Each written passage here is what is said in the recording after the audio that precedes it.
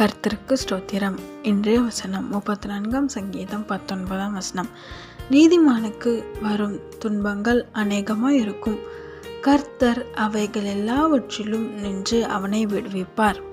34 சங்கீதம் 19 நீதிமானுக்கு வரும் துன்பங்கள் அநேகமாய் இருக்கும். கர்த்தர் அவைகள் எல்லாவற்றிலும் நின்று அவனை விடுவிப்பார். இங்கே வேதவசனம் ரொம்ப அழகாக சொல்லுது. நீதிமான்களுக்கு வருகிற கஷ்டம், கவலை, துன்பம்லாம் அதிகமாக இருக்குமா, ஆனாலும் அது எல்லாவற்றிலும் கர்த்தர் அவனை விடுவிப்பாராம். ஆமேன். பைபிள் நம்ம எல்லாருக்கும் தெரிஞ்சவர் யோபு. யோபுக்கு வந்த கஷ்டங்கள், கண்ணீர்கள், வேதனை, பாடு அவ்வளோ அநேகம், எல்லாவற்றும் இழந்து போயிட்டார் யோபு. அதில் இயேசு, அதில் கர்த்தர் யோபுவோடு இருந்து எல்லாவற்றிலிருந்து விடுதலையாக்கி ரெட்டிப்பான ஆசீர்வாதத்தை தந்தார். ஆமேன். யோசேப்பு அவ்வளோ கஷ்டப்பட்டார். தன் சகோதரர்களால் அடிமையாக விற்கப்பட்டு எகிப்தில் அவ்வளோ வேதனைப்பட்டு கஷ்டப்பட்டார்.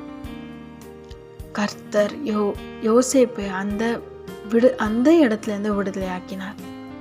யோசேப்பு ஒரு உயர்ந்த இடத்துல வைத்து ஆசீர்வதித்தார். இப்போ நீங்கள் போய்கொண்டிருக்க பாதை கஷ்டமாக இருக்கா, துன்பமாக இருக்கா, கண்ணீர் நிறைந்ததாக இருக்கா, அதில் நின்று கர்த்தர் உங்களை விடுவிப்பார். ஆமேன். நீங்கள் போய்கொண்டிருக்க பாதையிலிருந்து கர்த்தர் உங்களை விடுவிப்பார். விசுவாசிக்கிறீங்களா? நீதிமான்களுக்கு வரும் துன்பங்கள் அநேகமாக இருக்கும். நீங்கள் நீதிமான்.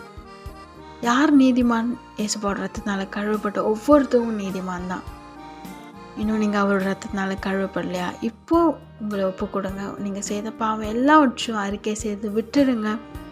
நிச்சயமாக அவர் உங்கள் ரத்தத்தினால கழுவி உங்களை நீதிமானாய் மாற்றி எல்லா துன்பத்துக்கும், கவலைகளுக்கும், கஷ்டத்துக்கும் விலக்கி உங்களை ஆசீர்வதித்து உயர்த்துவார். ஆமேன்.